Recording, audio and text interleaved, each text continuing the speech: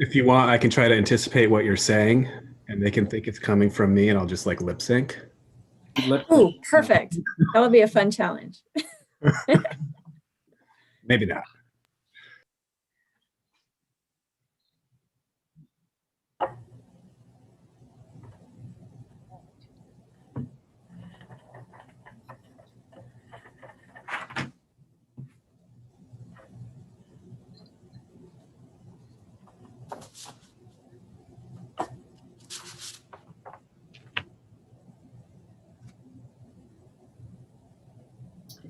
Are we expecting anybody to be absent?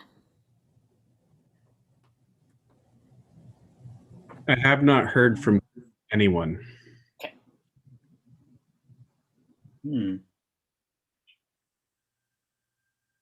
But it's like we got 4 of you. Yes. So enough to get started. Do you want me to, or should we wait? It just hit 4:30. Okay. So, oh, and there's Casey just hopping on right now.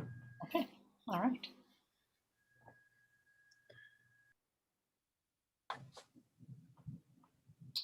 Okay, I'll go ahead and there's Nathan as well. Good. Well, I'll call the meeting to order. It looks like all the trustees are here.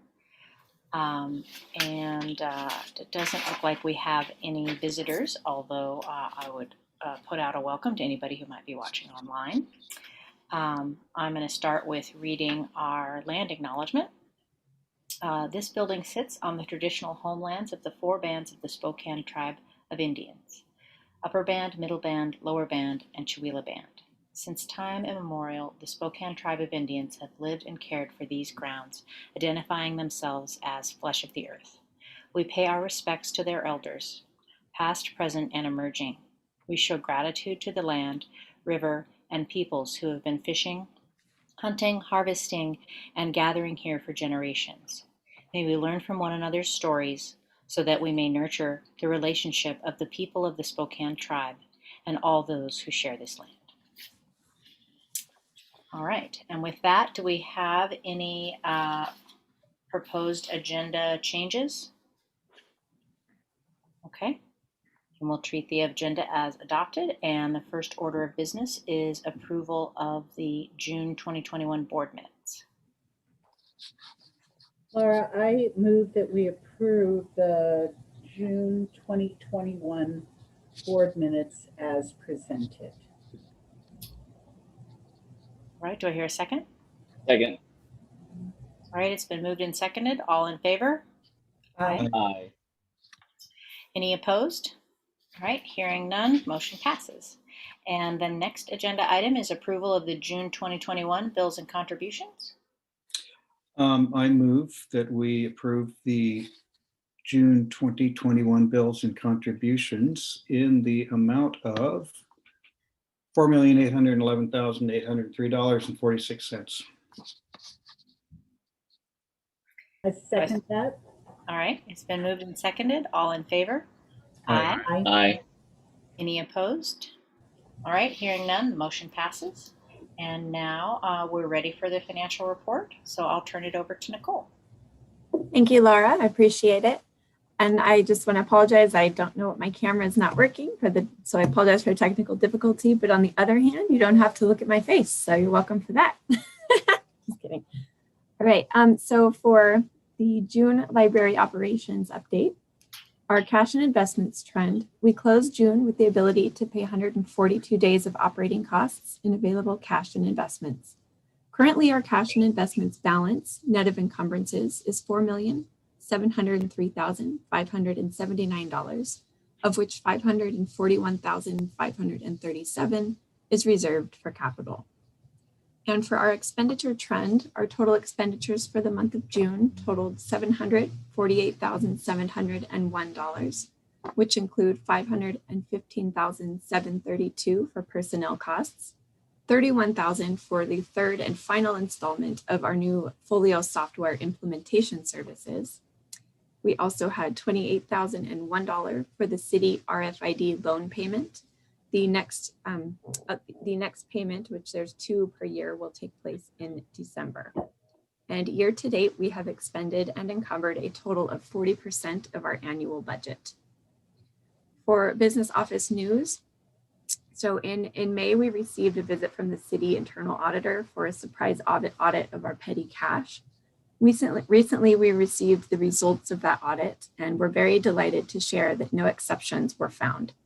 The auditor did state overall that everything appears to be operating effectively and efficiently. So with that, I'm going to open for any questions before I pass it over to the bond. Congratulations on a good, clean audit. Thank you, Mary.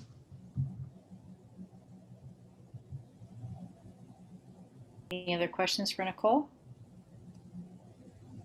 All right, I think we're ready for the bond update from Penny. Oh, you're muted, Penny. Oh, no, now I can hear you now. oh, good. Okay. As I was preparing for today's meeting, it occurred to me that the capital project bond funds, they actually run for a 5-year maximum period, and June marks our midway point. So we're exactly halfway in this 5-year period. And if you take a look at my graph, I thought it would be fun to bring back the graph I had at year end and show how much is happening in this 6-month period. So we are spending between $4 and $5 million a month at this point in time. There's a dip in that graph, and that's because of period 13. But we're trending at $4 to $5 million per month right now. It probably will continue July and August. And then we'll see that drop a little bit because our projects, 3 of those are winding down. And we won't see Indian Trail and South Hill ramp up until we get those contracts awarded, probably September, October-ish. The Shadle Park, Liberty Park, and the Hive have all met what is called substantial completion dates. And what that means in their construction life is that the warranty period has now started, and they've left our builder's risk insurance policy, and now they go in under the Hanover policy and become a cost of operations again. In an update for Liberty Park, the artist, Sean Parks, he actually completed his installation of his artwork in the outdoor area. And Spokane Arts Fund asked us to do a contract amendment for Sean. The delivery and material costs were much higher than what he had anticipated. So we did execute that for $6,650. That was still within our budget, our art budget. And he's in his last progressive payment, which is he has to turn in an annual maintenance booklet for us to take care of that artwork. And then he'll be all finished up. We did have one amendment that we signed under this signing authority, and that was from McKinstry Ascension. That is the vendor who provides commissioning services for our phase 1 projects. And this added phase 2 to their contract, and they've already started. They start that work right away. They get involved very early in the project and follow it all the way until the training is done. They make sure that the projects are built according to the designs and the way that the contractors have done it properly. So our bond topic tonight is public art, and I have my friend Eva Silverstone here with me tonight, and she's gonna show you some pictures here. But before I turn it over to her, I thought I'd just show you where we are. Our art budget is overall $500,000, and it's all committed by way of existing contracts or pending changes. You'll see that on the lower right of that financial section that there's $66,000 left. The majority of that is for our phase 2 projects that we are not started yet. We did rearrange the original budget just a bit so that we could fund portable works for the Hive and Hilliard Shaw. The Spokane Arts Fund staff and Eva have been real busy tagging and bringing the small portable works, those pieces into the libraries where they've been ready to be installed. We do have an amendment that we're preparing for, which will add phase 2 to the Spokane Arts contract. and they have also incurred some additional staff time. The Portable Artworks was very time intensive. There are actually 19 individual artists, 32 different works, and there was a great deal of work involved with that, which Eva will probably talk about. One thing I'm very happy with is that Spokane Art Fund agreed to make payments to the 19 artists and then invoice me for the single amount of that, as opposed to me setting up 19 vendors with the city. So really appreciate that. The outcome is the same, but much less work, and really appreciated the service that they provided us. So Eva, would you like to share Art Yes. World with us? Yeah, thank you so much, Penny. I really appreciate you inviting me to the meeting. I'm going to share my screen with you all and see if that works. Let's see, right here. No, this one. Okay. And then I need to go into slideshow. Let me, sorry about the delay here. From beginning. Okay. All right. So for those of you who don't know me, I am Eva Silverstone. I've worked at the library for quite some time. I'm the arts education specialist for the library, which means a bunch of different things. And but the main thing that it means is that my role is to help educate staff and customers about art so they understand it better and feel more comfortable with it. And I really believe that art kind of enhances our libraries and it makes them a more comfortable and welcoming place. So, and I'll back up a second. Penny mentioned Spokane Arts. So on the right here is Karen Mobley from Spokane Arts. She was the one who helped with all of the portable works, and she was just amazing. So big thanks to her. And then over here is one of the guys from the, I think that was from, I can't remember which construction company, but the guys at the various locations were so great in helping to get the work hung. And so having art in our libraries makes them welcoming, comfortable. Art is something that you don't need to be literate to experience. You don't need to speak English to experience art. It makes our libraries really comfortable. It's sort of a point of entry for people.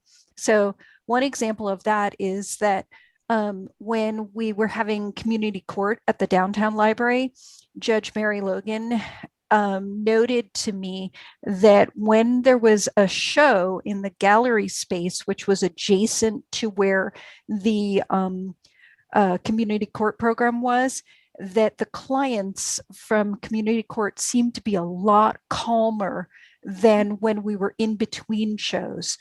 She said that there was a noticeable difference, and people coming to court at community court, they just the fact that it was in the library made them calmer than in a courthouse, but also when the art was there, they felt much calmer, and a lot of them really interacted with it. It gave them something to look at while they were waiting for appointments with service providers, and it was just a really positive thing. Yeah. So there's 4 aspects to the art programs at the library. So there's the permanent public art that Penny mentioned. That's like the sculpture at Liberty Park by Sean Parks.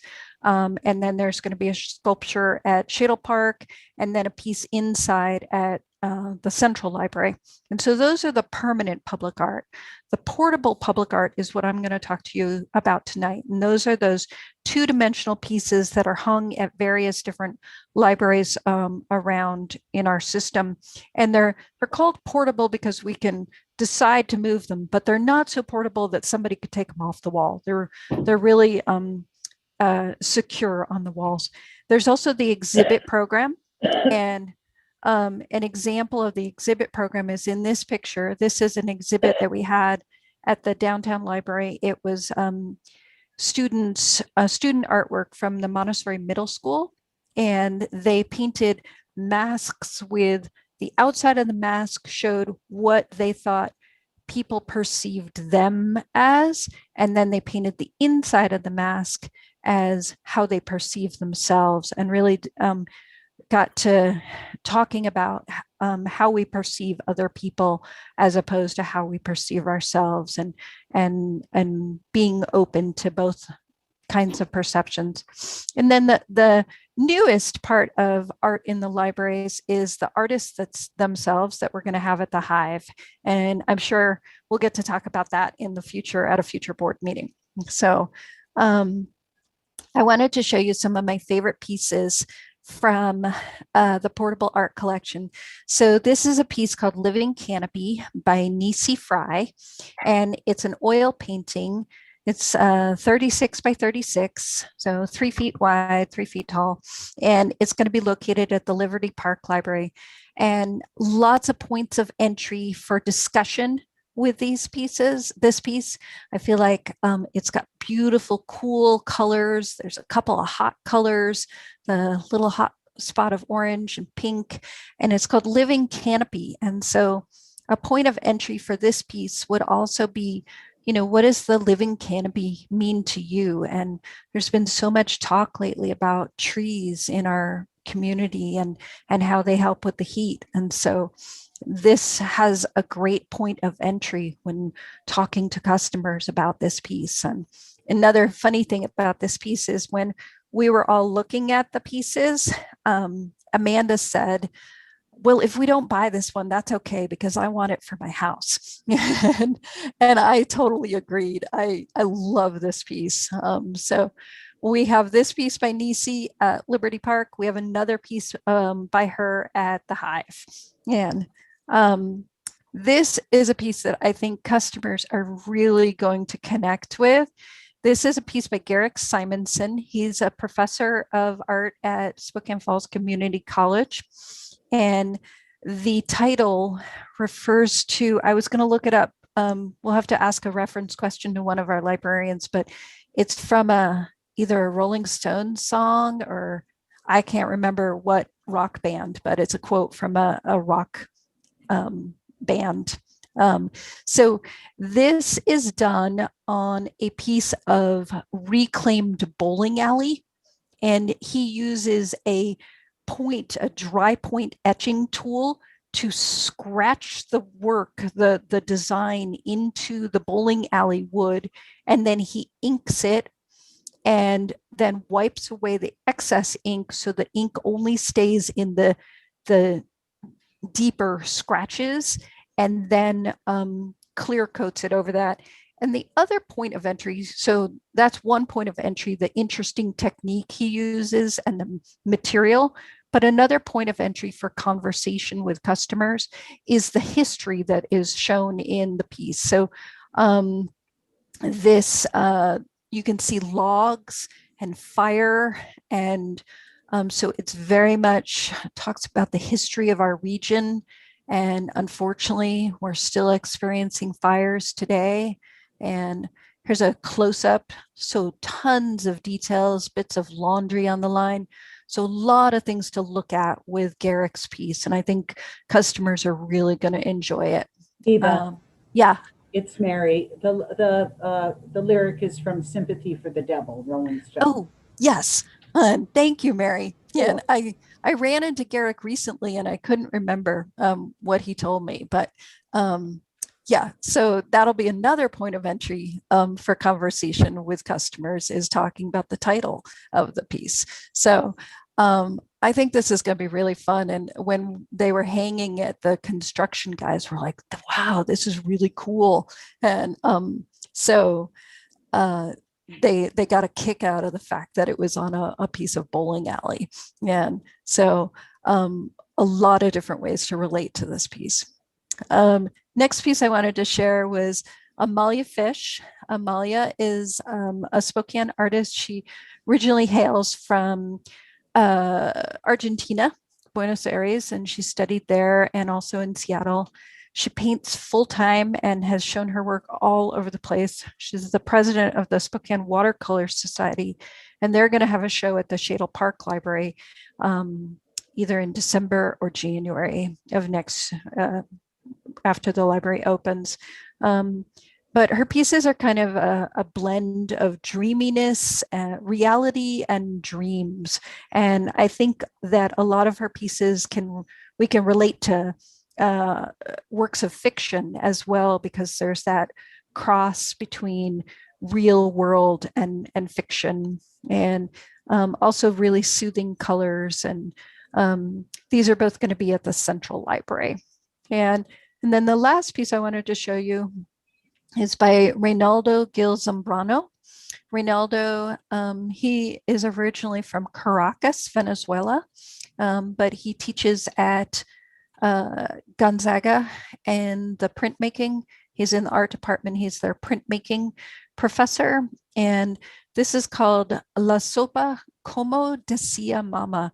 And I got in touch with him, and he told me that what that means is you can see the bowl of soup. There's a bowl and a spoon, and then inside the bowl, there's houses. And so he said that it had to do with when you have a food that is something maybe your mother made, and so the taste of that food just takes you right back to that place where you first had that food. And so when he takes a sip of this soup, he tastes his childhood home in Caracas. And so that's what you see here is a scene of Caracas, Venezuela, all encapsulated in that bowl of soup. And he carves this into wood. It's quite large, and then he prints it from the wood block. And his work is just amazing. So those are just a few of my favorite pieces. So what's next for art in the libraries? I'm hoping to hold Meet the Artist programs with a lot of the artists that we were able to acquire art from. We're going to have some hands-on art workshops with some of these artists, as well as the artists who will be at the Hive. We'll have an educational section of our website about art, and it'll just be something that makes the libraries more welcoming and comfortable. And so that's it. And I'm happy to answer any questions if anyone had any. All right, any questions for Eva? Yeah, I have a question. Is the one that's on the bowling alley wood, is that depicting a particular scene, or is it a just sort of a culmination? composite? Yeah. I don't know, but I am hoping that Garrick will do a program with us. And that is something that we can ask him. He shared that his family has been in this area for over 100 years, and a Swedish Scandinavian background in this area. And a lot of his artwork deals with his family history. And so that would be something we'll have to find out from him. I'm going to approach him and ask him if he'll do a program for us. I loved every one of those pieces. They all look just fantastic. Yeah. Thanks. Please come visit them in person when we're able to get into the libraries. Yes, of course. Thank you very much for inviting me, Penny. All right, any other questions for Eva? Thank you, Eva and Penny and Nicole, for all of the presentations that you did. If there are no more questions, we can move on to the bond construction project update from Hill International. Matt. Yeah, so we're in project closeout phase for the phase 1 projects, which means a lot of the startup and testing has already been done. Commissioning, which McKinstry helped with, in place. I think most of the owner training has taken place. I think all projects have had punch lists initially put together, which is a list of things that aren't complete, and the contractors are busy trying to finish those lists off, get those things done. There'll be what they call a back check, probably by the end of the month on most projects. We're also trying to wrap up last minute change orders and RFIs and submittals. There's a lot of little busy work with paperwork trying to get caught up. There are a number of closeout submittals, like record drawings, as-built, warranties, lots of that type of information that has to be put together, which the contractors are putting together so the architects can review it and make sure it's according to specification. We're still waiting for a few miscellaneous items to show up related to COVID. For example, at Shadle, one of the wall systems is not in yet, the nano wall system. That should be in another 2 or 3 weeks. We've actually had some FF&E furniture show up, and that's just going to start increasing as time goes on. And we're kind of approaching the end of the project. There's still a lot to be done, but we've done by far most of the work, and looking forward to opening up the facilities. And then downtown, of course, is still months away from closeout, so there's a lot of construction going on there. And they're progressing from the 3rd floor down to the 1st floor. So that project is really coming together as well. Any questions for me on the bond projects? I have a question. I noted that the roof work at downtown was on hold for heat. What temperature are they holding out for? Is that going to be delayed until September when things really cool down, or are they just expecting that once it's not in the upper 90s? Yeah, good question. We didn't talk specifically what the temperature would be, but I would imagine mid 80s would be when they would be back on the roof. Okay. And who knows when that's going to be this year. So. Tomorrow, I think there's a forecast for mid 80s tomorrow. Yeah, right. It's only one day, so how much can they get done? Right. Any other questions for Matt? All right, thank you, Matt. Thank you. And now we have the quarterly performance report with Shiloh.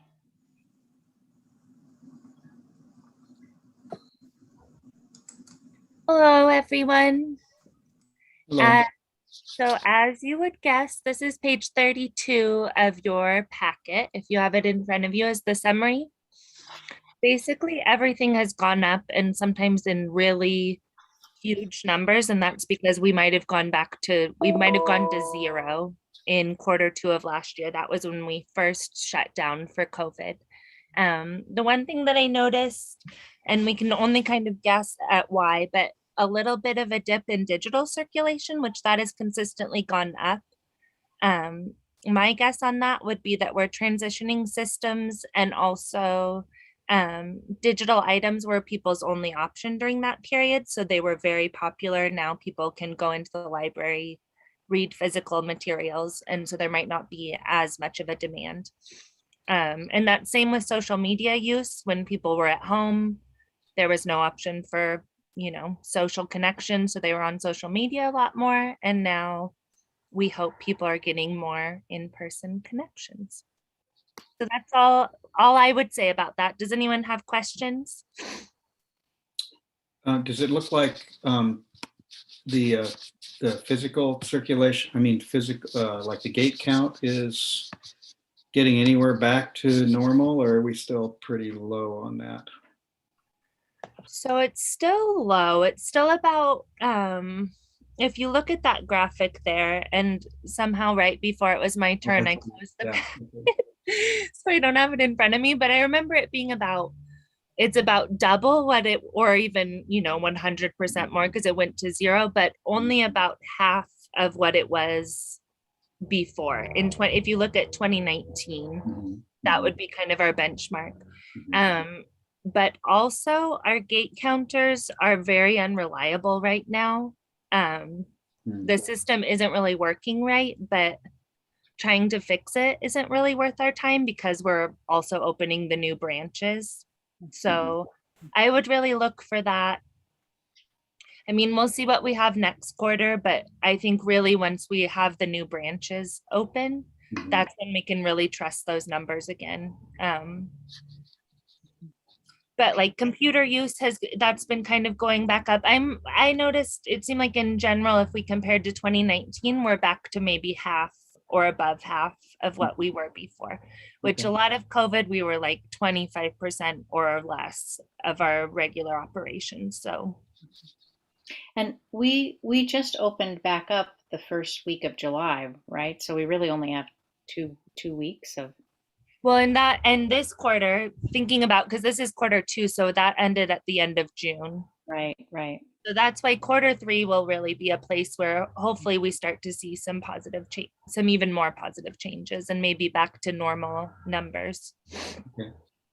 It still won't include our robust downtown gate count and computer usage numbers that we were seeing in 2019, as well as Shadle.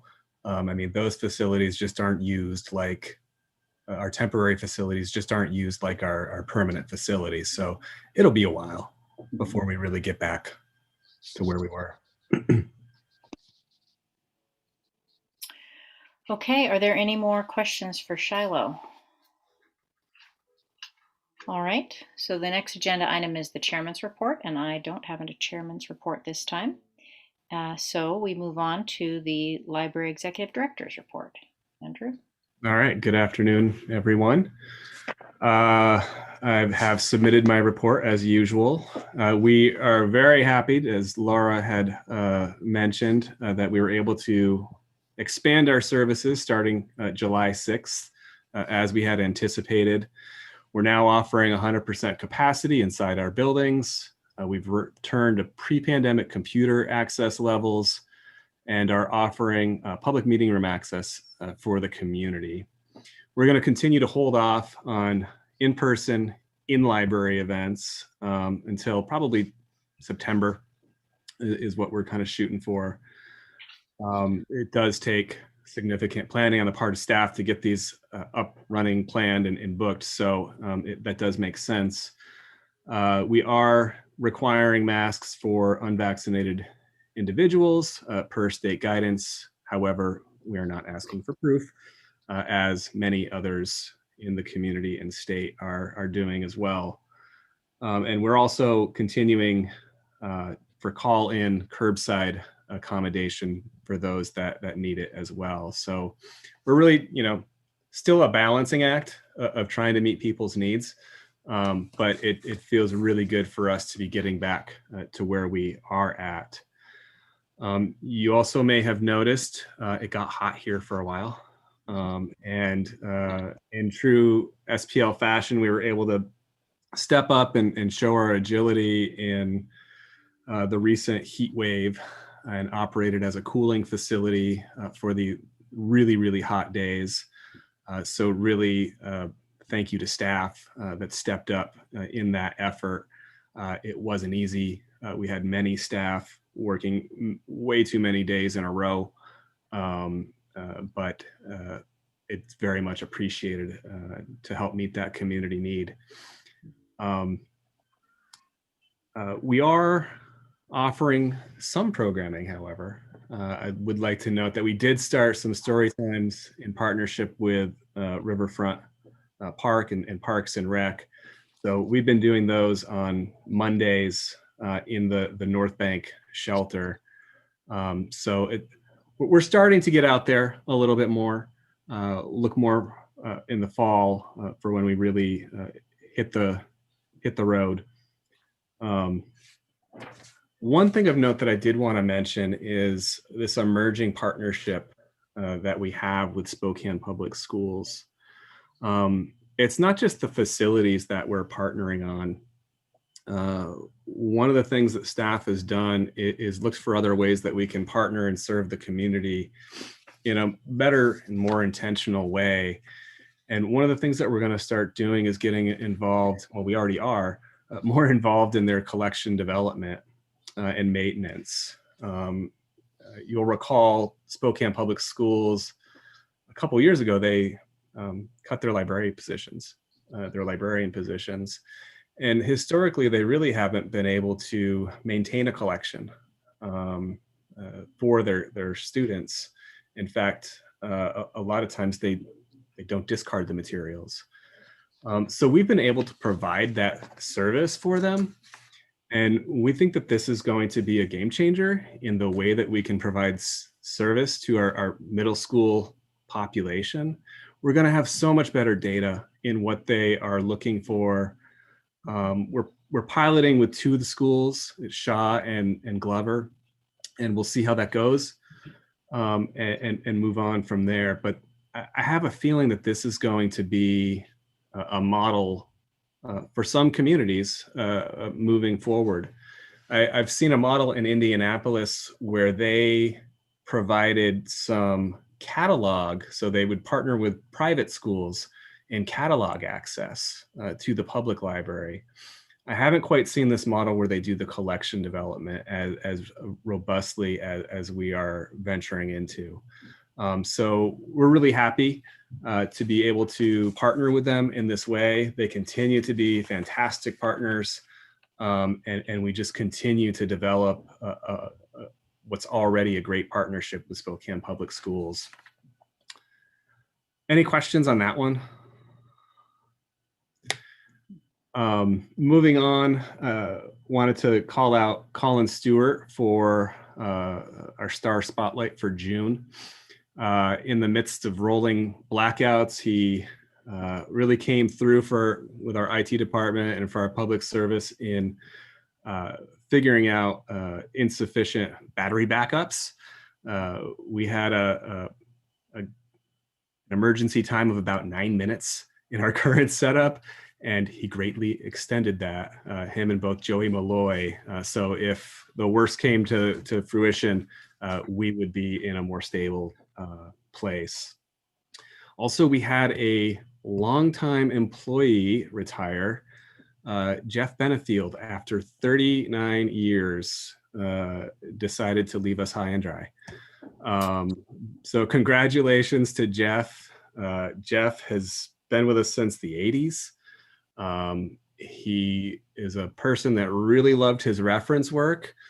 And at the same time, he was able to really evolve what he was doing to meet the needs of the community as we kept changing and moving forward. So I commend him for that. I thank him for that. And we are sad to see him go, but wish him well in his well-deserved retirement. And we'll talk about the NECA proposal a little bit later. That's also part of my report. The last thing I want to mention is I gave a presentation to City Council last Monday.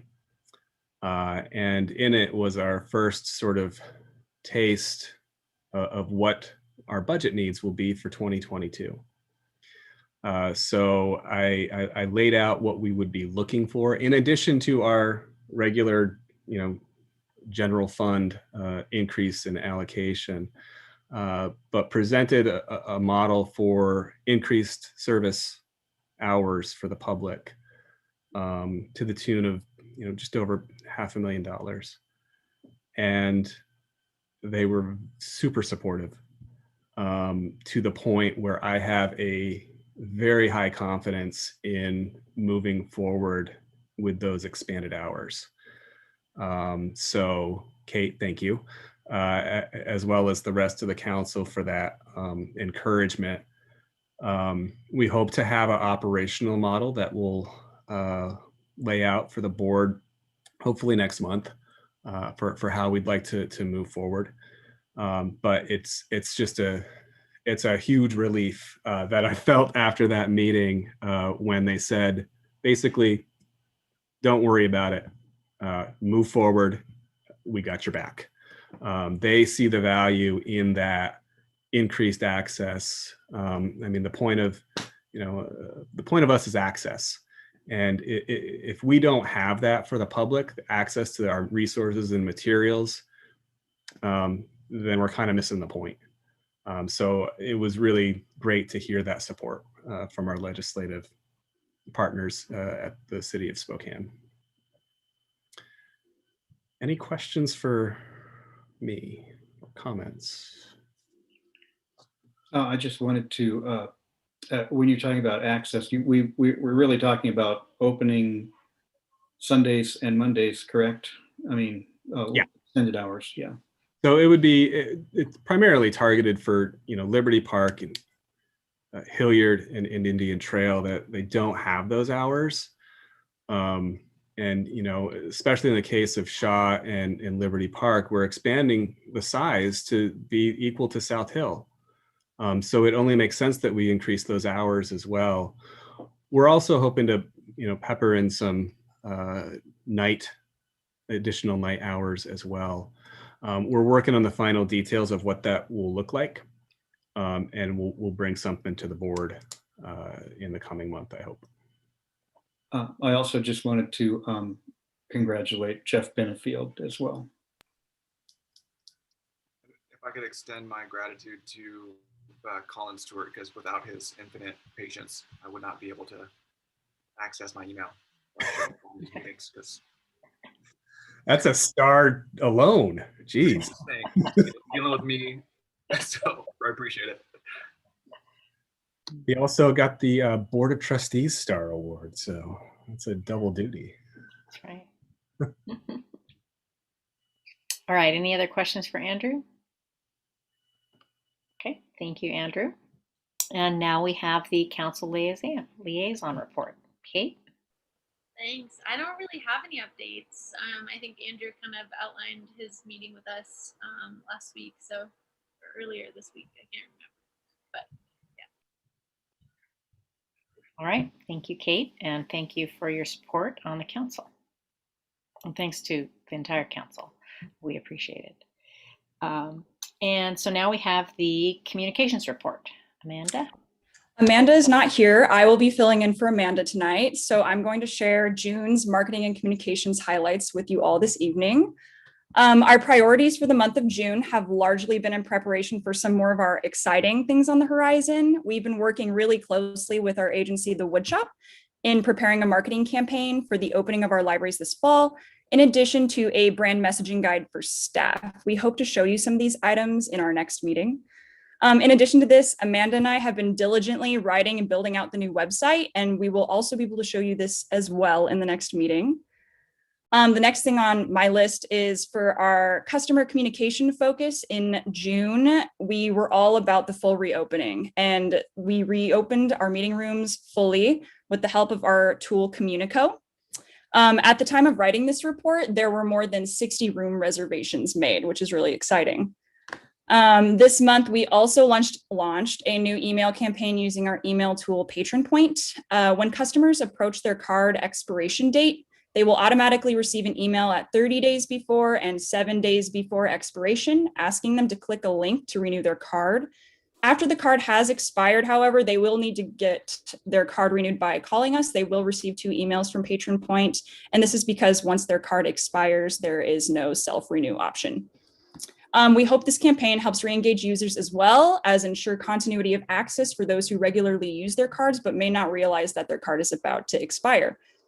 The top content for social media centered around some of our main summer initiatives. These include the STA summer passes, summer reading, and our library construction. In addition to this, we saw 2 earned media stories, one about the STA summer passes and the other about the Shadle Park library renovation in an interview with KXLY. And that is it for the communications and marketing report. Are there any questions I can answer? All right. Any questions for Skylar? All right. Thank you very much, Skylar. No problem.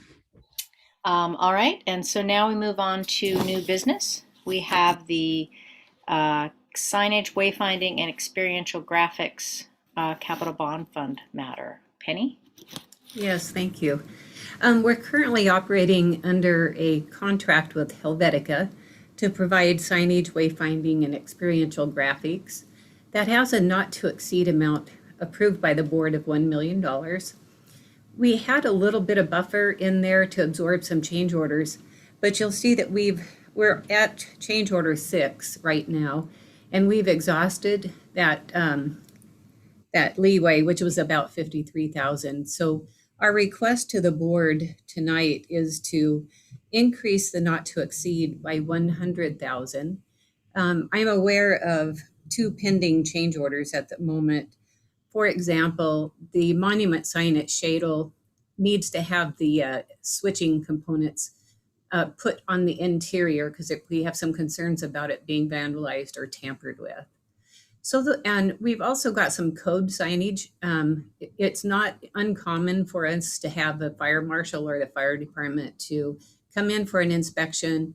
And in the case at Liberty in the Hive, they asked us to do additional address signs. And that's that's change order 5 and 6. The largest change orders that we have had is for the commemorative plaques at all the branches. So I'd like to request 100,000 so that I've got some leeway for the phase 2 projects, because having seen now what happens in the inspections, we will have the change orders, I guess it is going to happen. It seems to go with the territory. So that's my request to the board to approve increasing the previously approved not to exceed amount of 1 million to 1,100,000 to cover future and pending change orders for phase 1 and phase 2. I would also add that we have exhausted the signage budget, so this will come from contingency, which we have contingency available to fund that. Okay, thank you, Penny. Any questions for Penny? So we basically just underestimated essentially how much this all was going to cost? Well, I think the estimates were good. I think it's normal for us through the course of construction to have unplanned or unforeseen events. So we continue to have those, and majority of those has been our plaques, and then the addition of the Shadle monument sign. So I think some things aren't known to us until we're in the course of the construction and things develop. So. Okay, if there are no further questions, I'd entertain a motion. I would move to increase the previously approved not to exceed amount of 1 million to 1,100,000 to cover future and pending change orders for phase 1 and phase 2 projects. Right, a second? Second. All right, it's been moved and seconded. All in favor? Aye. Any opposed? Hearing none, motion passes. All right. Thank you. You bet. Thank you, Penny. And then our next item on new business is Central Library Studio and Video Lab equipment with Jason. Hey everybody. So basically, the Central Library renovation plans, as you know, include a recording studio and a video lab. And these obviously require us to purchase some equipment for those. The equipment was not included in the renovation budget. Funding is coming from contingency budgets or from interest earnings, should that be necessary. We will be using Washington State contracts and cooperatives if available to purchase, and it looks like that's probably going to be very available to us. If we can't find things through the co-ops, we'll purchase it in accordance with our procurement procedures. The costs for these items are not expected to exceed $274,000. So we're basically looking for board approval to proceed with the procurement and purchase of these items for the central branch. I have a question. Jason, who put together the proposed equipment needs? For the audio equipment, it was Andy Rumsey, who's our music education and studio educator. And for the video lab, it was Ryan Tucker, who will be running the lab too. Thank you. I have a question also. We knew we were going to have a video lab and these labs. How come we didn't have it in our, buying the equipment? What if we didn't have the interest money? We might be in trouble. Right. I'll take that one. So yeah, it was a risk that we took. One of the thoughts would be that would be a fundraising option for the foundation. That due to COVID wasn't really an opportunity. So we have been fortunate with those interest earnings and some really nice bids coming through on other items. So we figured that this would be the best course of action. Once we realized that COVID hit, and once we saw the long tail that was going to have, we put it in the back of our mind that, yep, this is going to have to be something that we're covering with the bond dollars.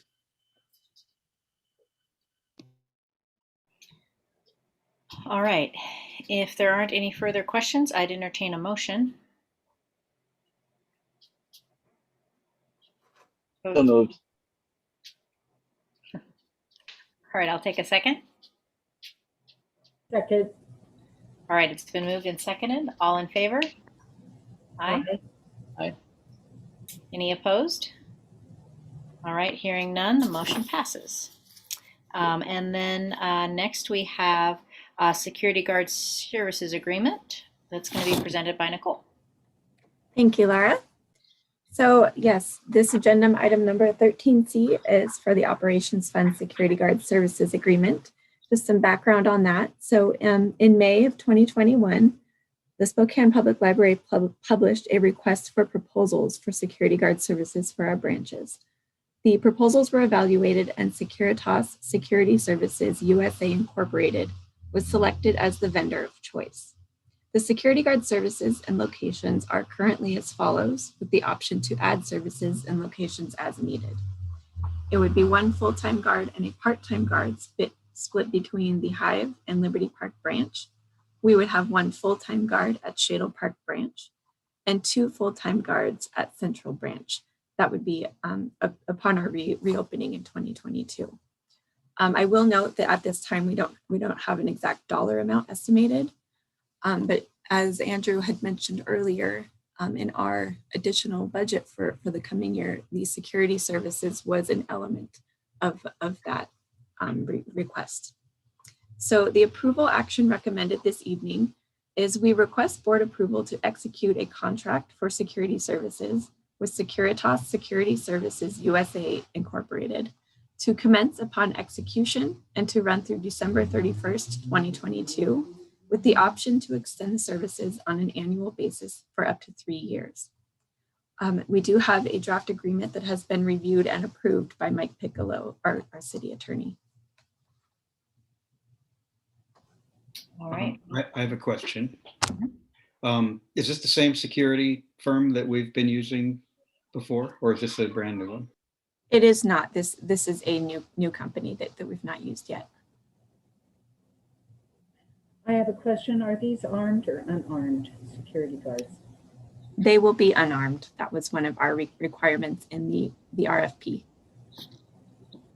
Is armed guard an option with this company? It is.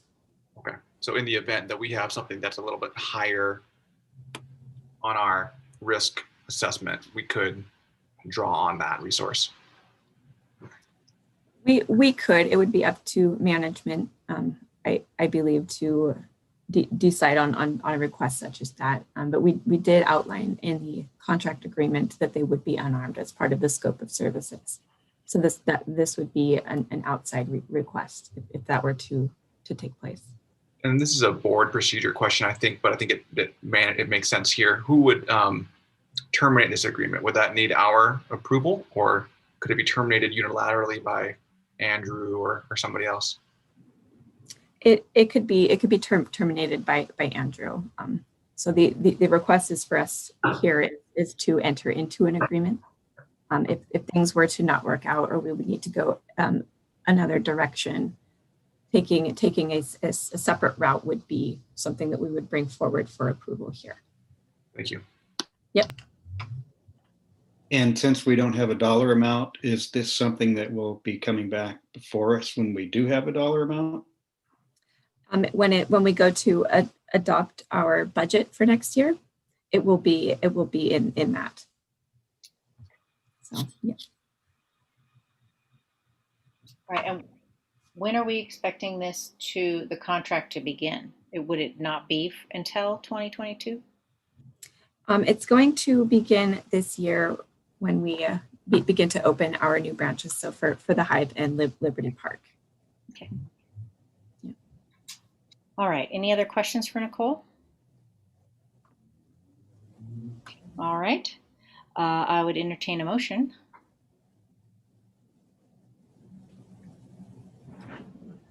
I move that we approve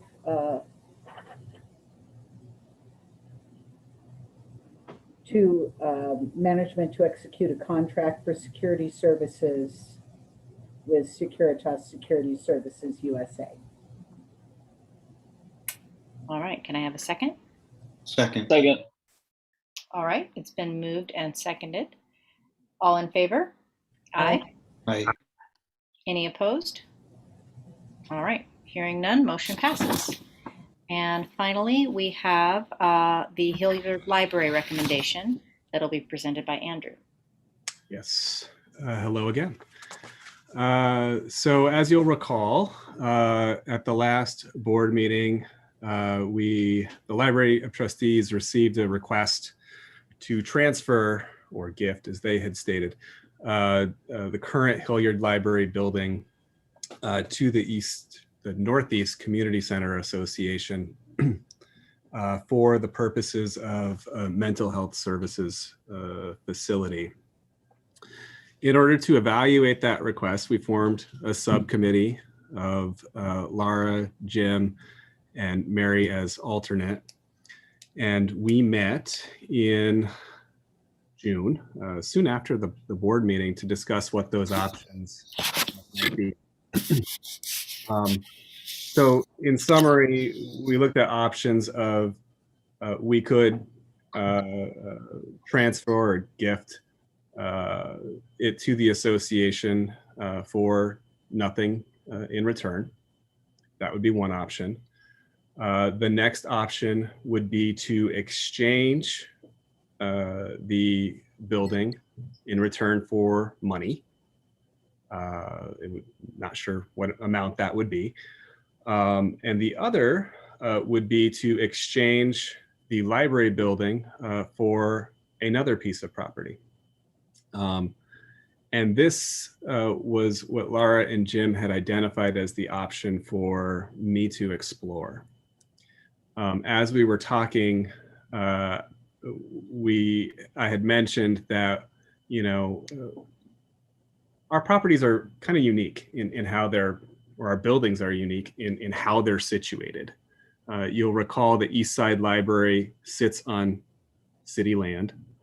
When we vacate that facility, we will be exchanging that building for the land that the Hive sits on. So we already signed that agreement back in 2019. Hilliard Library, very similar. It's the building that we own. We don't own the land. The other building that's like that, oddly enough, is the Central Library. A little bit of background on the Central Library. It was gifted to the city back in the 60s by the Comstock Foundation, exclusively for the purpose of libraries. And SPL has been at that facility since the 60s. We have been the caretakers of that land and the facility for 50, 60 years. And we've also had two voter initiatives in support of us staying on that property, resounding support from the public. So the idea is that we would, the city owns title to that piece of land. We're listed on the taxpayer, or as the taxpayer, which is unique amongst all of the facilities that we have. So really this is asking that we exchange the Hilliard Library building for title with the city of Spokane. It's at a cost to no one. But what our subcommittee liked about this idea is it does two things. Well, it does three things. One, it takes the Hilliard Library off of our liability. It gives it to the city. Two, it kind of stops that question that kind of lingers around in the community of, well, what if the library were to be a H&M? Or what if the library were to be some sort of condo or commercial entity? This would give the Board of Trustees exclusive control of both the land and the building. And I feel that it sets us up as an organization, as an institution, really, really well for 50 years, 60 years down the road. I have talked with 3 council members, the 3 that have signed on to the letter that we originally received, as well as Council President Beggs. And they are all very supportive of this idea. They would like to see it happen. I haven't talked to 3 other council members because I didn't want to get ahead of the board. City administration also, they've expressed an interest in helping the library out however they can. However, they'll need to review it a bit more. That's, to be blunt, that's inconsequential because this would be a council action that would move forward with this exchange. So what we're asking is for permission to enter into an MOU with city that could facilitate this transaction. And I do have some special language, if this is the way that we want to move forward, I do have some special language from Mr. Piccolo that we should consider. So that's sort of a summary. Am I missing anything, Jim and Lara? I think we should add that the Northeast Community Center is fine with this idea as well, correct? Yes, I've also touched base with them. I've also received some communication from them thanking us for recognizing their urgency in identifying helping them identify a solution for the mental health services and moving this along in a quick way. So.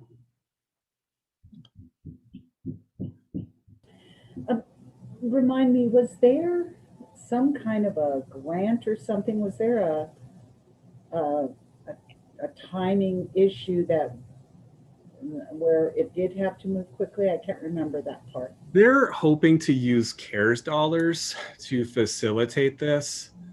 I don't know what CARES dollars they've identified or how it's been committed. I think that when you speak of CARE dollars and ARP dollars, a lot of times they're already spent like 5 times before anything actually comes about. But that's what they're hoping for. They're also looking at donation dollars from Multicare to make this happen. I've made them quite aware of what our timeline is. Obviously we're not going to move out early to make anything happen, and it's subject to us being able to open up Shaw Hilliard, and they're okay with that. So. And Andrew, what would you think your timeline would be in getting this approved? Right. So if this were to be approved by the board, then I would bring it through the council structure. Mm-hmm. So we would have it at the next urban experience meeting, which is like mid-August, August 16th or something like that. We would present it there, and from there it would go to a full council vote sometime, in between there and early September.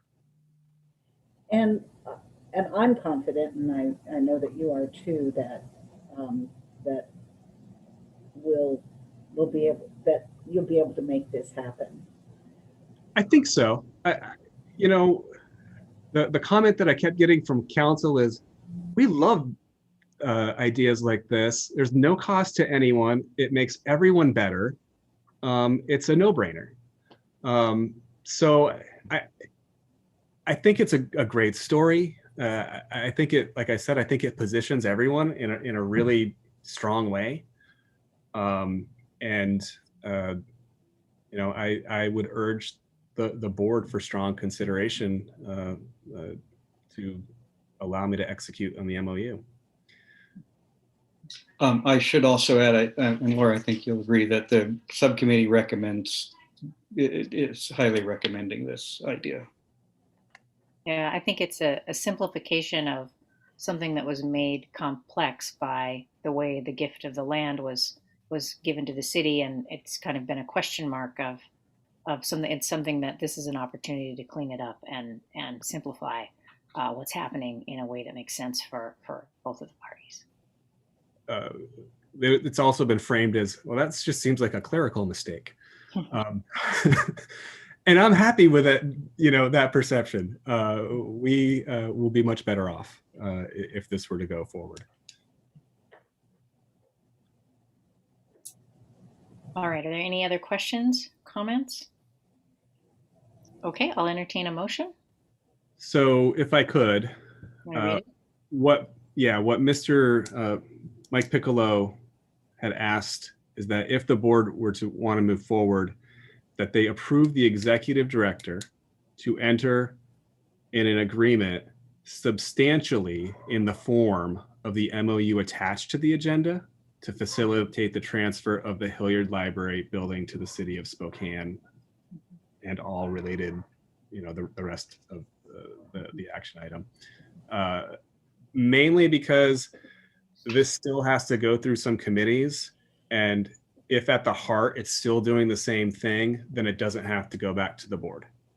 So minor edits that aren't of substance, I could still approve. Mike didn't really think that, he's done these before. He didn't really think that there would be changes, but it helps us, especially with a more urgent timeline, it helps us facilitate that, to include that language. All right, I think that makes a lot of sense. As often there are moving parts in transactions. It's pretty common that you empower management to make adjustments that are not material in nature. So, all right, would somebody like to make that motion as Andrew read it? I move that we approve the executive director to enter into this agreement as substantially, what was the wording? As substantially in the form. Yep. Yeah, in substantial form, et cetera, et cetera. All right, it's been moved. Can I have a second? Good work. Second. All right, moved and seconded. All in favor? Aye. Aye. Aye. Any opposed? All right, hearing none, motion passes. Thank you, Andrew. Thank you. All right, are there any additional agenda items or changes to the agenda? All right. Only question I have is going to be for our location next month. We do have new guidance from Governor. We could meet in person. We would also be providing option for virtual access. Could be a really great opportunity to have a meeting at the Hive and kind of enjoy that space. So if you're okay with that, then we can get that as part of next month's agenda, so long as the Delta variant doesn't wreak havoc on the state of Washington. I'm okay either way, but I'm not going to be in attendance, so. You're right. I think it makes sense. Yeah. Okay. I think it'd be great. I'd All love right. to meet in person. Great. We'll get that as part of the agenda. Okay. And is there any public comment that's been received to the trustee email? Let me check real quick here. No. Okay. So our next regular meeting will be Tuesday, August 17th, 2021 at the Hive, barring COVID issues. And we do not have an executive session, correct? All right. And so with that, we are adjourned. Thank Great. you, everyone. All right. See y'all later. Have a good evening. Thank you. You too. Thank you. Bye, everybody. Bye. Thank you.